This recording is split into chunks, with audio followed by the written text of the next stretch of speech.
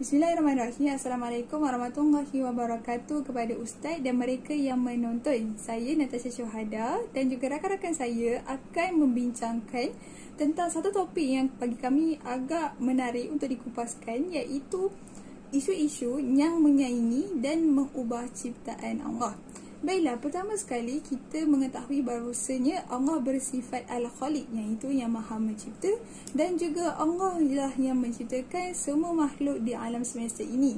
Allah juga telah menciptakan manusia dengan sebaik-baik ciptaannya kerana manusia mempunyai bentuk fizikal yang terbaik berbanding dengan makhluk Allah yang lain.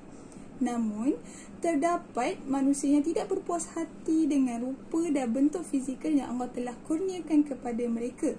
Jadi, manusia sebegini sebahagiannya akan mengubah bahagian-bahagian tubuh badannya melalui pelbagai cara bagi memperolehi bentuk badan yang diidami. Namun, bila itulah mentaliti yang kita akan dapat bila kita berceritakan tentang mengubah ciptaan Allah. Mesti buruk sahaja yang nampak. Namun, dalam keburukan mengubah ciptaan Allah ni ada kebaikannya tersendiri. Sebagai contoh, menurut hadis Nabi SAW, Jabir bin Abdullah radhiyallahu anhu berkata, Ba'atha Rasulullah SAW ila Abi bin Ka'ab tabiban faqata'u minhu ilqan thumma qawahu alaih. Maksudnya, Rasulullah SAW telah menghantar seorang doktor kepada Ubay bin Ka'ab. Lalu doktor itu memotong satu uratnya dan meletakkan besi panas kepadanya. Jadi, berdasarkan riwayat di atas, kita dapat lihat bahawasanya perbuatan mengubah ciptaan Allah ini kerana sesuatu keperluan adalah diharuskan. Keperluan yang terkandung dalam riwayat di atas adalah untuk menyelamatkan nyawa dan juga untuk menghilangkan penderitaan dan kesakitan yang dialami oleh pesakit. Baiklah, ulama Islam telah bersepakat bahawasanya mengubah ciptaan Allah tanpa sebarang keperluan adalah haram. Iaitu untuk suka-suka, untuk saja-saja, fun-fun, tak boleh, diharamkan. Maka mereka bersepakat juga bahawa memotong rambut, mengerat kuku, berkatan, berinai bagi wanita dan mewarnakan rambut dengan selai warna hitam adalah diharuskan. Ini adalah hal kerana mereka telah berijma' semua. Bila dah dapatkan satu konklusi, ini sahaja yang diharuskan. Saya ulang, memotong rambut, mengerat kuku, berkatan, berinai bagi wanita dan mewarnakan rambut selain warna hitam. Itu diharuskan. Baiklah.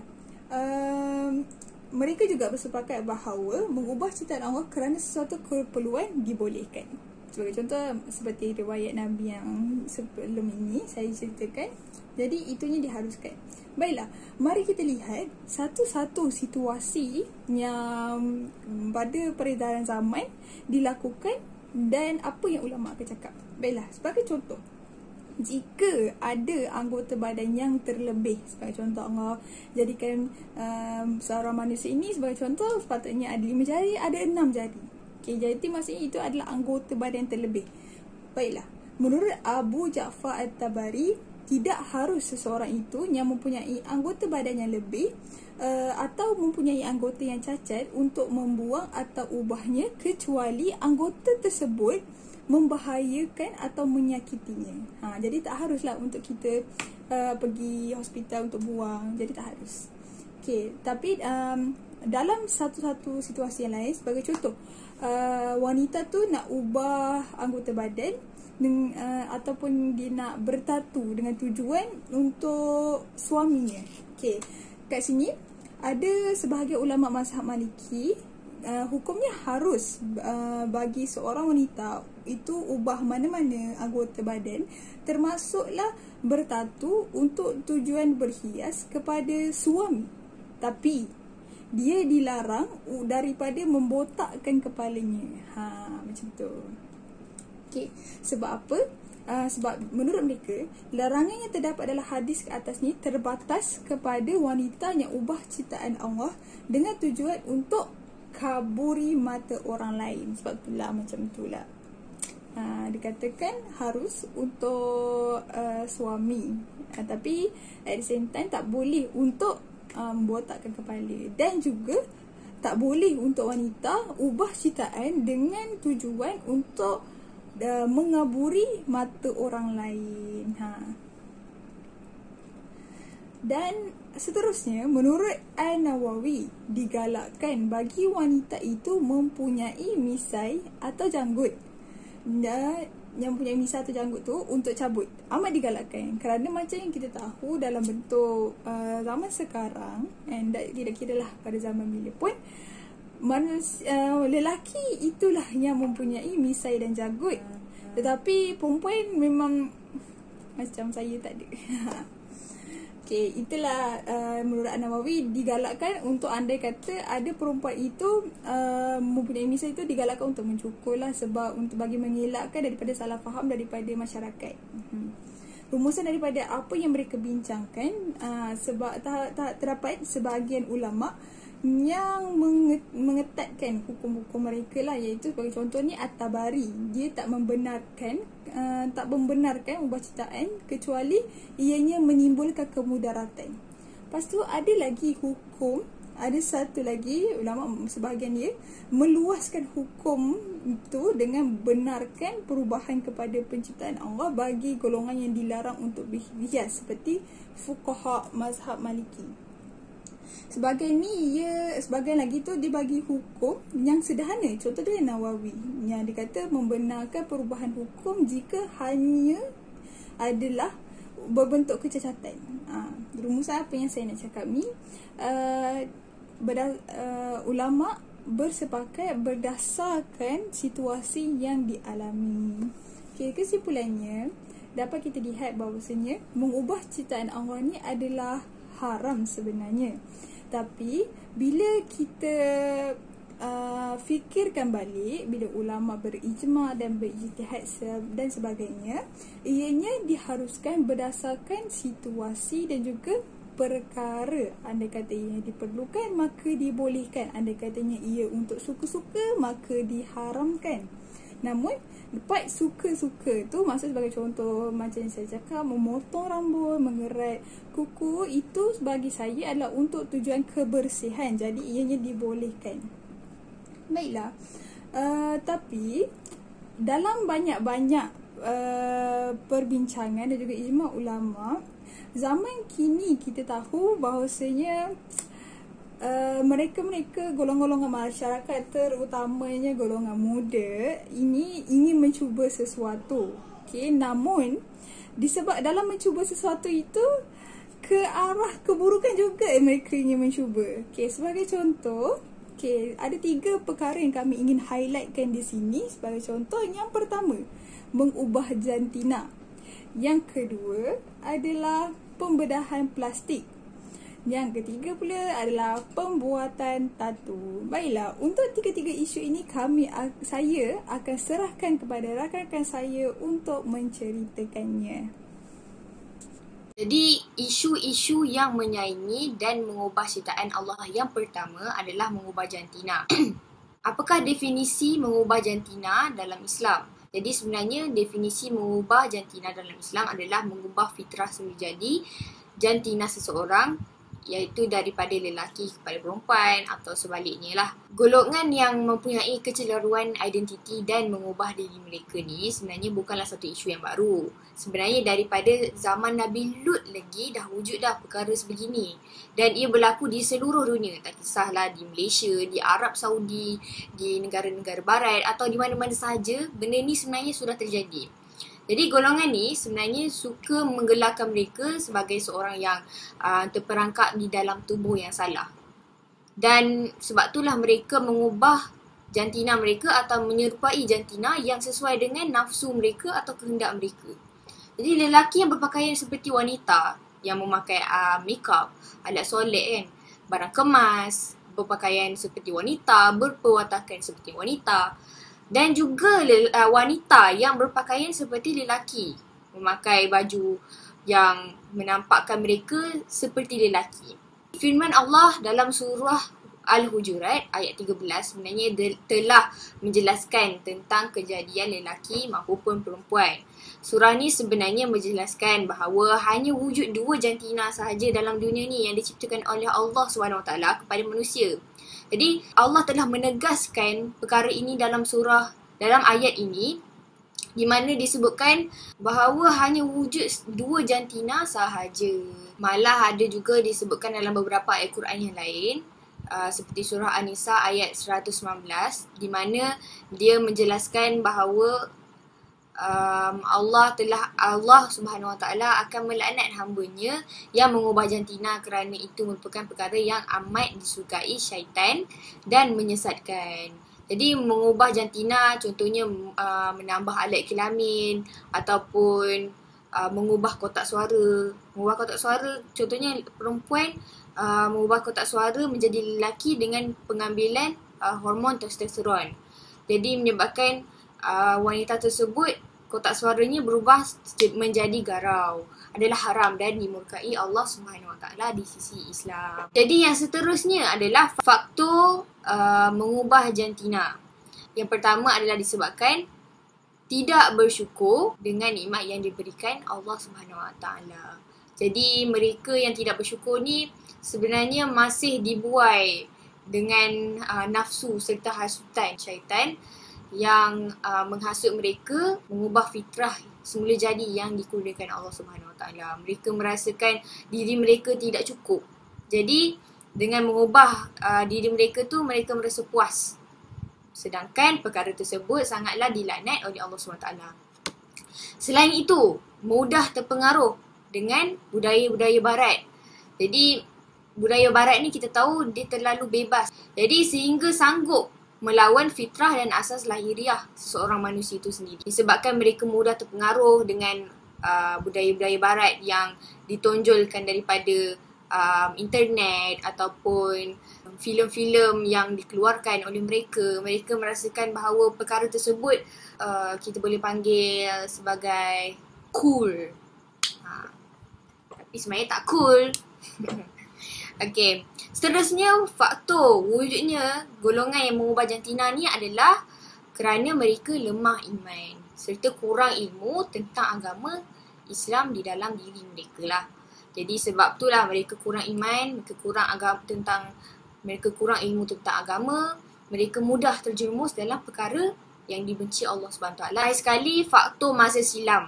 Faktor masa silam ni mungkin menjadi salah satu penyebab lah kepada seseorang yang terjadi, sebab mungkin seseorang individu tersebut pada waktu kecil terdedah dengan persekitaran yang membuatkan mereka trauma berada di dalam jantina asal. Contohnya mungkin fizikal mereka sebagai seorang lelaki tidak cukup maskulin dan mereka dibuli oleh lelaki-lelaki yang lain dan menyebabkan mereka merasakan diri mereka sebagai lelaki tidak benar dan menyebabkan mereka ingin menukar jantina kepada perempuan, kerana perempuan kita tahu lebih dikenali sebagai seorang yang memiliki jiwa yang lembut, tidak kasar kepada sesiapa pun. Jadi begitu juga dengan wanita yang ingin mengubah diri mereka sebagai seorang lelaki. Mungkin persekitaran mereka yang menyebabkan mereka mengubah jantina tersebut. Okey, seterusnya kesan daripada mengubah jantina. Apa kesan daripada ubah jantina? Adakah kesan terhadap individu tersebut? Semestinya ada. Jadi yang pertama adalah kos yang tinggi. Jadi kenapa kos yang tinggi? Kos yang tinggi ni bukan sahaja kos daripada wang, tetapi kos yang melibatkan risiko kegagalan dan kematian kepada seseorang tersebut. Jadi kos pembedahan plastik untuk mengubah jantina tu semestinya tinggi. Semestinya sudah memakan berpuluh-puluh ribu ringgit untuk dilaksanakan. Tetapi risiko atau kos kegagalan juga tinggi sebab kerana kos untuk menanggung kesakitan untuk mengubah jantina itu bukan seperti kena gigit semut, tetapi kegagalannya boleh sehingga menyebabkan kematian kepada seseorang tersebut. Sebenarnya banyak kajian-kajian daripada doktor pakar kelamin yang menjelaskan tentang risiko pembedahan plastik mengenai ubah jantina atau penambahan alat kelamin dan sebagainya ini. Jadi Sememangnya kos yang tinggi memang salah satu kesan lah daripada jika kita ubah jantina ni. Akhir sekali, kesan individu yang mengubah jantina dari segi perspektif sains adalah keadaan mereka selepas perbedahan. Jadi untuk seseorang tersebut benar-benar dapat merasakan diri mereka telah bertukar jantina sebenarnya memerlukan jangka masa yang agak lama, memakan bertahun-tahun, dan kebiasaannya memakan masa sehingga 5 tahun daripada masa perbedahan. Jadi terang lagi bersuluh yang isu seperti mengubah jantina ni sebenarnya lebih banyak memberikan keburukan daripada kebaikan. Dan saya suka nak petik firman Allah daripada surah Hud ayat 82 yang sebenarnya menjelaskan tentang kesan daripada sesebuah kaum tersebut, iaitu kaum yang kita tahu dari zaman Nabi Lut yang melakukan perbuatan terkutuk ni, iaitu mengubah jantina. Sebenarnya saya ringkaskan, dia sebenarnya menjelaskan apa yang berlaku kepada kaum Lut pada zaman Nabi Lut yang mengingkari dan melawan fitrah yang dicipta oleh Allah SWT, iaitu mereka melakukan homoseksual atau hubungan songsang, iaitu lelaki sama lelaki serta perempuan sama perempuan, dan transseksual, iaitu mengubah jantina. Di mana ini adalah isu kita pada hari ini. Jadi iktibar yang boleh kita dapat daripada ayat tersebut sebenarnya bagaimana Allah melaknat dan menghukum kaum Lut dengan menterbalikkan negeri mereka dan menghujani dengan batu yang panas sehingga mereka semua terseksa lalu mati. Jadi betapa dahsyatnya siksaan yang Allah berikan kepada kaum yang mengubah atau melawan fitrah yang diciptakan oleh Allah ini. Jadi itu sahajalah isi saya tentang mengubah jantina. Seterusnya kita pergi kepada isu yang kedua, iaitu pembedahan plastik pada Nur Husnina Najwa. Okay, seterusnya saya Nur Husnina Najwa akan sambung dengan isu yang kedua, iaitu pembedahan plastik. Okay, pembedahan plastik dalam bahasa Arabnya ialah jirahah. Jirahah tajmil yang bermaksud operasi atau pembedahan yang bertujuan untuk mempercantikkan atau memperbaiki sesuatu bahagian pada anggota badan, sama ada bahagian yang nampak atau tidak, dengan cara menambahkan, mengurangkan atau membuang dengan tujuan untuk memperbaiki fungsi dan estetika seni tubuh. Pembedahan plastik berasal dari bahasa Yunani iaitu plastikos yang membawa maksud membentuk atau memberi bentuk. Dunia yang kita diami kini telah berkembang dengan pesatnya sehingga menyediakan 1001 kemodenan, kemudahan dan kecanggihan untuk kita, sehingga boleh dikatakan segala kehendak yang kita ingini boleh kita dapat dengan mudah. Terdapat berbagai masalah moden yang timbul dalam lapangan perubatan pada masa kini akibat daripada kemodenan yang kita punya ini sekarang. Masalah-masalah yang memerlukan pendapat dari segi fiqh untuk menjelaskan kedudukan mereka, seperti contoh yang kita akan cakap sekarang, iaitu pembedahan plastik. Pembedahan plastik bukanlah satu benda yang asing lagi dalam kehidupan generasi sekarang. Hukum pembedahan plastik dalam Islam terbahagi kepada beberapa bahagian mengikut tujuan pembedahan tersebut dilakukan. Pembedahan yang diwajibkan adalah dengan tujuan menutup luka, membaiki kesan luka parah atau menampal kulit, kesan terbakar pada wajah atau bahagian anggota yang boleh dilihat. Selain itu, pembedahan yang diharuskan pula ialah dengan tujuan menyempurnakan atau mengembalikan semula fungsi tubuh sebagaimana yang sepatutnya dan membaik pulih kecacatan anggota tubuh. Akhirnya ialah pembedahan yang diharamkan, iaitu dengan tujuan mengubah ciptaan Allah seperti menukar alat kelamin, warna kulit, bentuk rupa wajah dan sebagainya. Firman Allah dalam surah An-Nisa ayat 119 yang berkaitan dengan pengharaman pembedahan yang membawa kepada perubahan anggota badan manusia tanpa keperluan, yang bermaksud, dan demi sesungguhnya aku akan menyesatkan mereka dari kebenaran. Dan demi sesungguhnya aku akan memperdayakan mereka dengan angan-angan kosong. Dan demi sesungguhnya aku akan menyuruh mereka mencacatkan binatang-binatang ternak, lalu mereka membelah telinga binatang-binatang itu. Dan aku akan menyuruh mereka mengubah ciptaan Allah. Dan ingatlah, sesiapa yang mengambil syaitan menjadi pemimpin yang ditaati selain Allah, maka sesungguhnya rugilah ia dengan kerugian yang terang dan nyata. Okey, pembedahan plastik dilakukan dengan dua tujuan, iaitu yang pertama ialah dengan tujuan perubatan dan keduanya ialah tujuan kecantikan dan keindahan semata-mata. Pembedahan dengan yang pertama, pembedahan dengan tujuan perubatan adalah dibenarkan mengikut syarat-syarat yang telah ditetapkan. Okey. Yang kedua ialah pembedahan plastik kosmetik yang dilakukan hanyalah untuk mengubah bentuk anggota badan mengikut keinginan dan memuaskan diri seseorang. Pembedahan yang mengubah ciptaan Allah Subhanahu Wa Taala tanpa alasan yang kukuh adalah haram dan berdosa besar. Kerana hal ini telah ditegaskan oleh Allah Subhanahu Wa Taala dan juga oleh Nabi Muhammad dengan jelas dalam hadis baginda.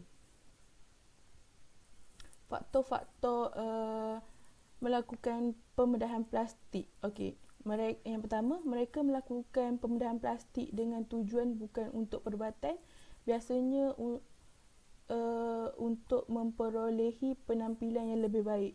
Di sini kita dapat lihat bahawa mereka tidak yakin dengan kurniaan Allah yang telah Allah berikan kepada mereka. Jika mereka yakin akan keindahan yang Allah telah kurniakan, mereka tidak akan cuba untuk mengubahnya. Seterusnya ialah untuk menyokong kerjaya seseorang.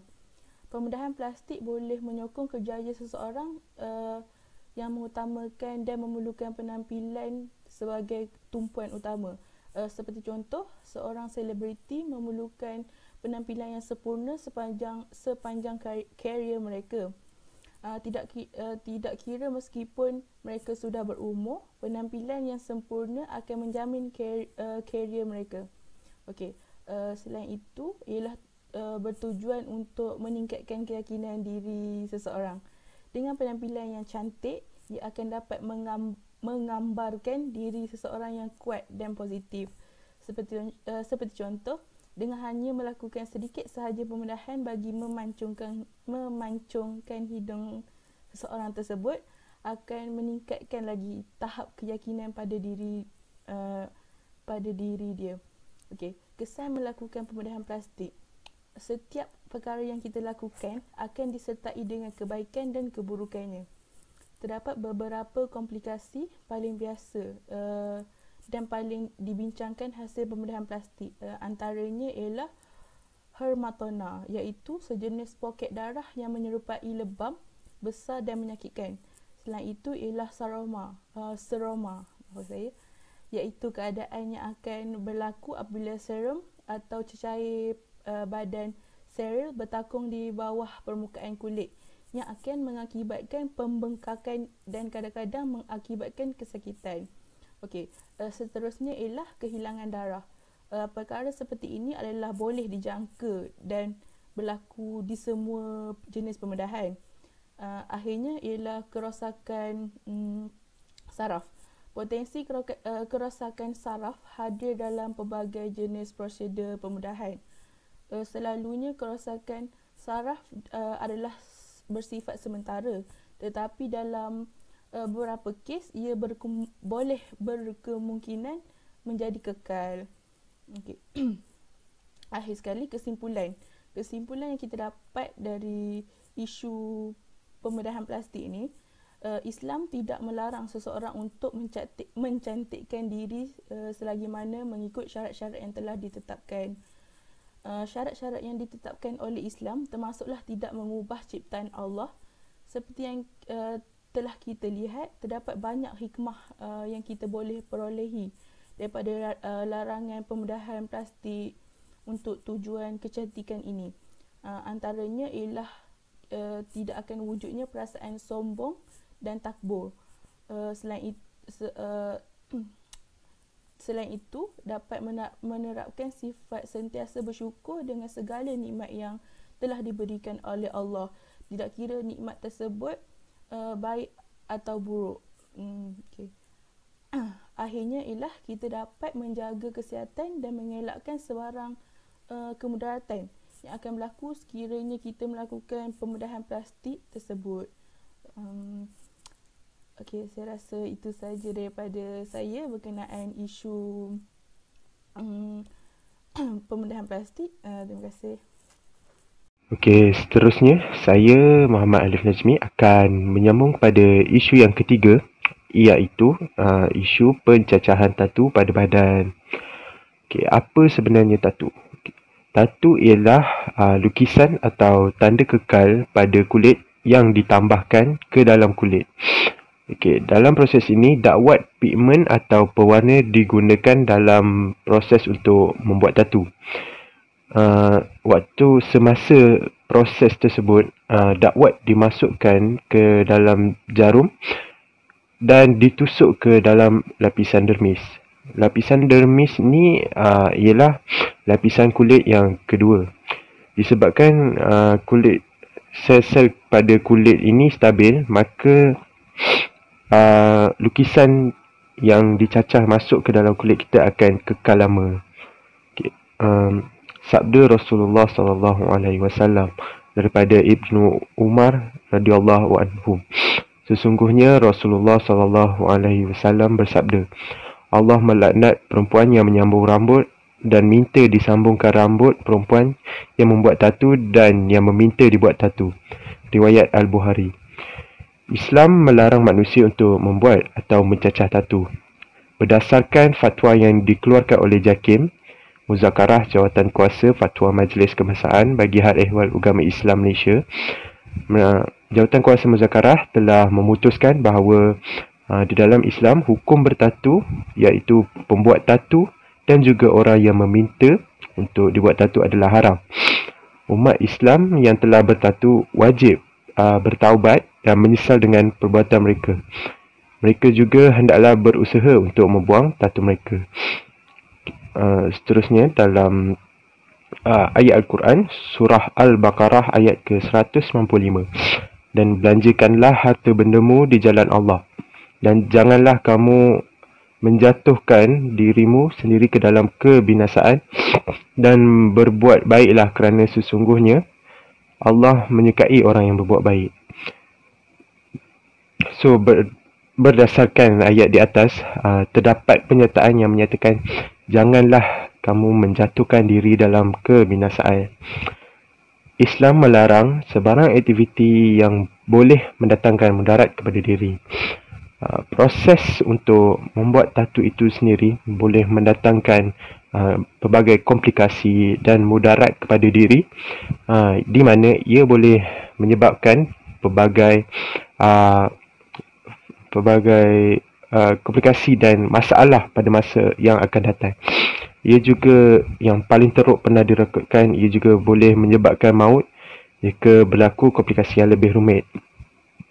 Jika terdapat alahan pada diri badan si pemakai tatu itu, maka akan jadi penyakit yang lebih teruk sehingga boleh menyebabkan kematian. Okey, seterusnya sambung kepada faktor pembuatan tatu.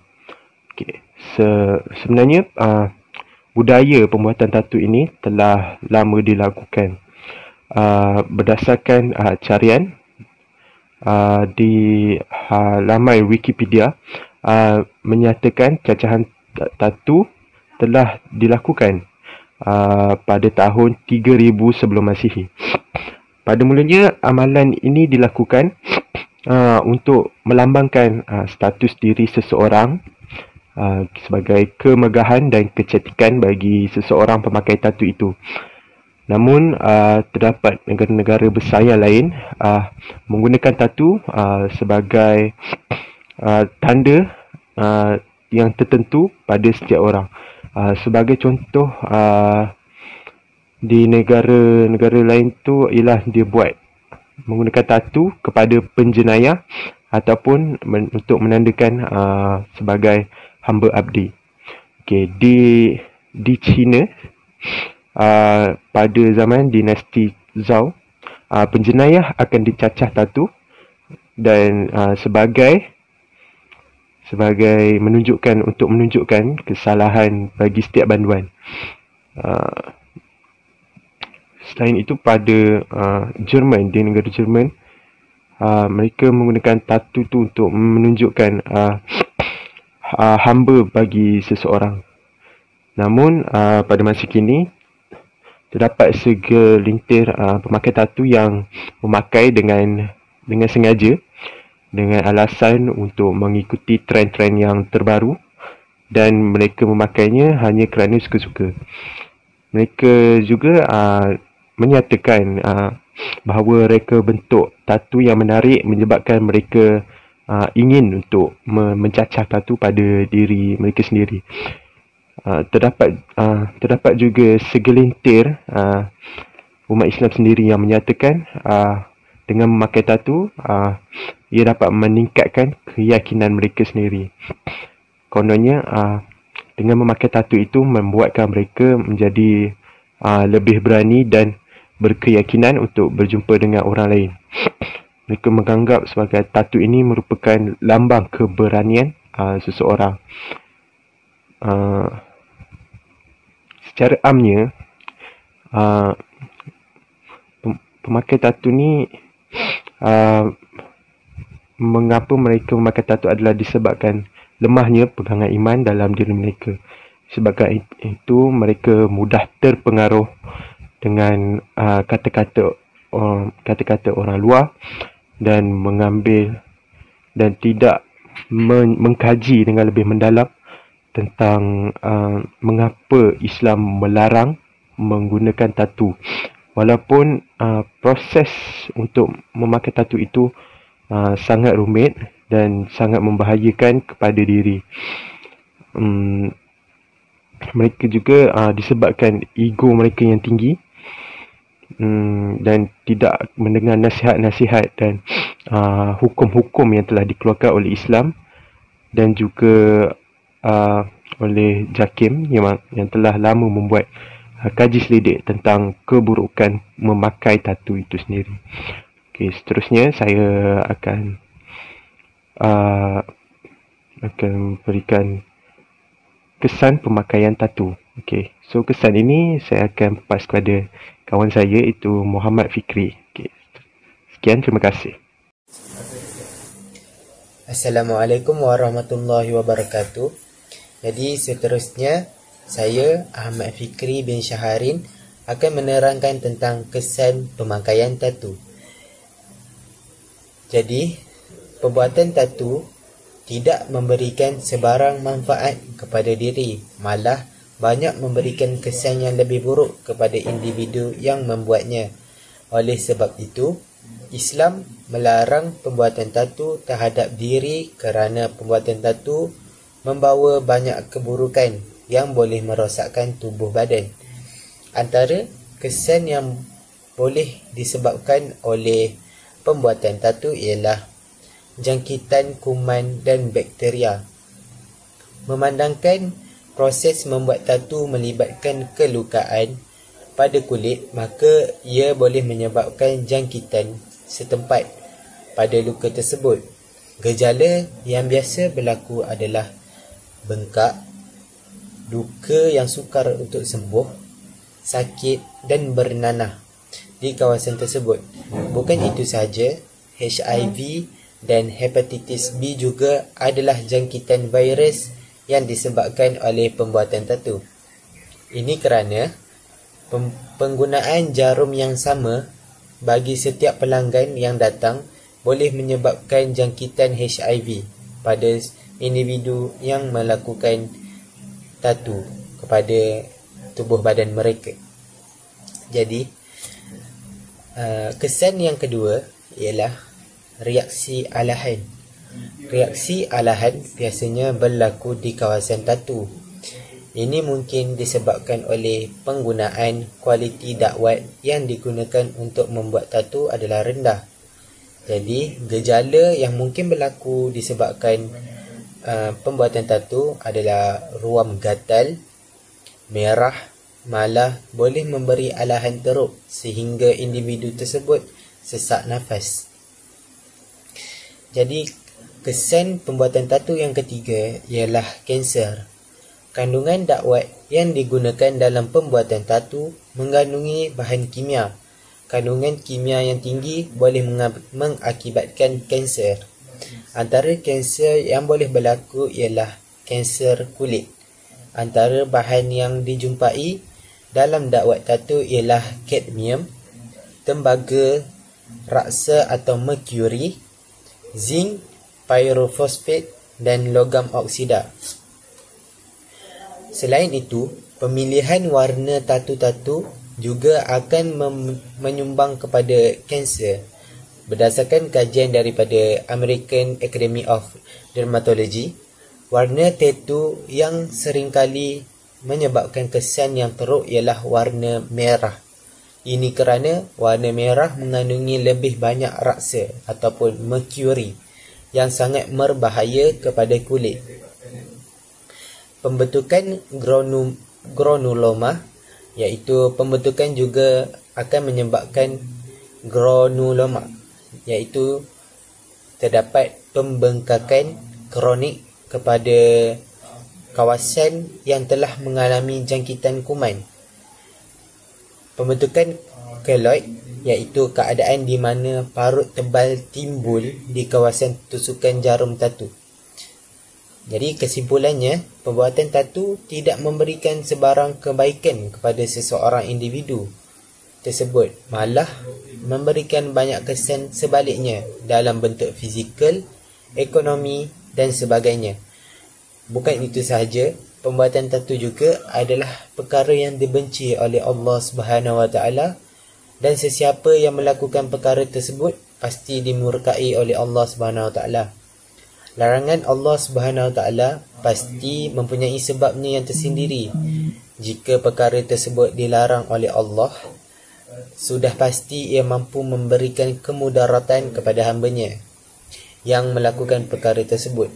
Kita mestilah sentiasa mentaati perintah Allah Subhanahu Wa Taala dan mengikut tunjuk ajar Rasulullah sallallahu alaihi wasallam supaya kita menjadi umatnya yang berjaya dan dihindari daripada kemudaratan di dunia dan di akhirat. Jadi kesimpulan untuk keseluruhan folio ini, sebagai penutup bicara, isu-isu seperti pertukaran jantina, pembedahan yang bertujuan kosmetik dan pembuatan tatu adalah haram di sisi Allah Subhanahu Wa Taala. Mungkin pada pandangan mata manusia, ia dikira sebagai satu perkara yang indah dan menjadi asbab perkara ini sering diikuti oleh golongan muda. Jangan kerana ajakan rakan sebaya dan budaya barat di luar sana, kita terjerumus ke lembah kemaksiatan. Allah berfirman dalam surah Al-Baqarah ayat ke-216. A'udzu billahi minasyaitonir rajim. Kutiba alaikumul qitala wa huwa kurhun lakum wa asa an takrahu syai'an wa huwa khairun lakum wa asa an tuhibbu syai'an wa huwa syarrun lakum wallahu ya'lamu wa antum la ta'lamun. Sadaqallahul azim. Maksudnya, kamu diwajibkan berperang untuk menentang pencerobohan, sedangkan peperangan itu adalah perkara yang kamu benci, dan boleh jadi kamu benci kepada sesuatu itu padahal ia baik bagi kamu, dan boleh jadi kamu suka kepada sesuatu padahal ia buruk bagi kamu. Dan ingatlah, Allah jualah yang mengetahui semuanya itu, sedang kamu tidak mengetahuinya.